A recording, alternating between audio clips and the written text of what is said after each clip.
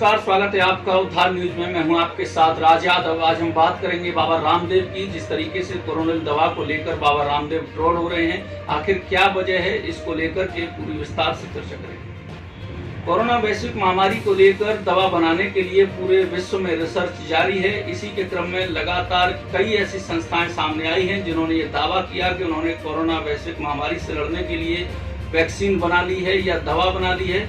इसी में नाम आया बाबा रामदेव का। योग गुरु बाबा रामदेव पूरे विश्व में अपनी पहचान रखते हैं। अब उन्होंने जो कोरोनिल दवा लॉन्च की है, उसको लेकर उन पर तमाम तरह के सवाल खड़े हो रहे हैं। प्रेस कॉन्फ्रेंस के जरिए जिस तरीके से बाबा रामदेव ने कोरोनिल दवा को लॉन्च किया, दावा यह किया गया कि कोविड-19 के इलाज में ये दवा कारगर होगी। जिस निम्स के रिसर्च को आधार बनाया गया था, उन्होंने अब बाबा रामदेव की इस कोरोनिल दवा से पल्ला झाड़ लिया है।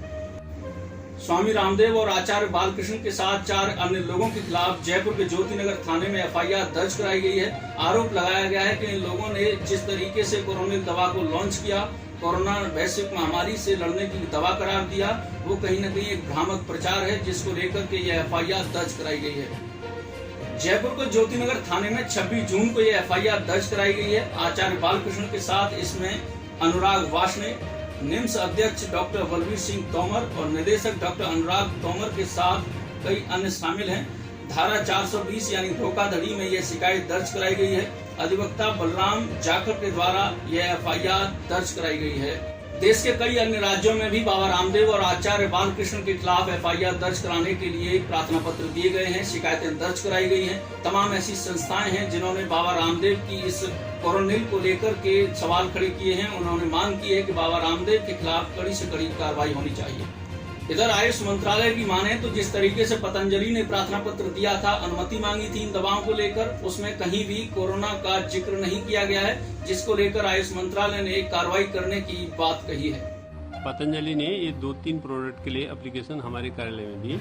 उसमें इनके द्वारा कोरोना के ट्रीटमेंट से संबंधित कोई भी क्लेम या कोई भी नाम उसमें नहीं लिखा गया। हमारे द्वारा जो उसको अनुमोदित किया गया है, उसमें इम्यूनिटी बूस्टर और कास और श्वास, खांसी और बुखार, इसके लिए उसको अप्रूव किया गया। इसके अलावा कोरोना के लिए हमारे द्वारा कोई उसका अप्रूवल नहीं दिया गया। एक तो इन्होंने जो ये किट बनाया है, इसकी परमिशन कहाँ से ली? क्योंकि किट अगर इन्होंने बनाया 3 दवाओं को मिला के, जो कोरोना किट ये दिखा रहे थे टीवी पर, तो उसकी परमिशन कहाँ से ली उन्होंने? दूसरा हम देंगे ड्रग एंड कॉस्मेटिक एक्ट 1940 के रूल 170 के अंतर्गत, जिसमें यह है कि अगर कोई ऐड का आप करते हैं तो उसकी परमिशन स्टेट लाइसेंसिंग अथॉरिटी से लेनी पड़ेगी। तीसरा है DMR act, drug and magic remedies act 1954, जिसमें कि ये इस तरह के क्लेम करना वैधानिक नहीं है, उसके अंतर्गत भी इनको नोटिस जारी किया।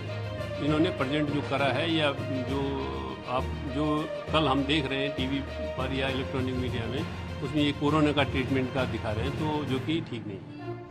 कोरोनिल को लेकर जिस तरीके से विवाद पूरे देश में फैला हुआ है, आचार्य बालकृष्ण ने अपनी टिप्पणी की है। उन्होंने ट्विटर के जरिए अपनी बात रखी है। उन्होंने कहा है कि जिस तरीके से यह विवाद फैलाया जा रहा है, CTR registered clinical control trial के विषय में विवाद की किसी भी तरह की कोई गुंजाइश नहीं है। हमें संपूर्ण मानवता को इस कोरोना संक्रमण से बचाने के लिए, निकालने के लिए संगठित रूप से सद्भावना युक्त मदद के लिए आगे आना चाहिए।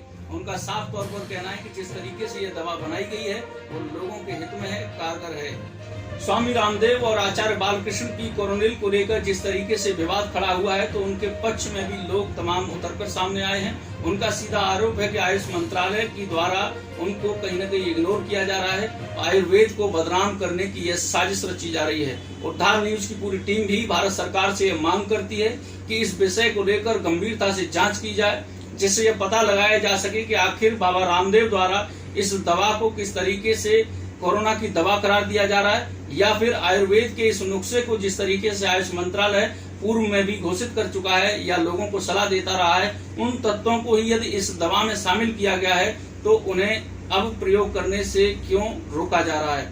फिर होगी मुलाकात नए विषय पर। नमस्कार।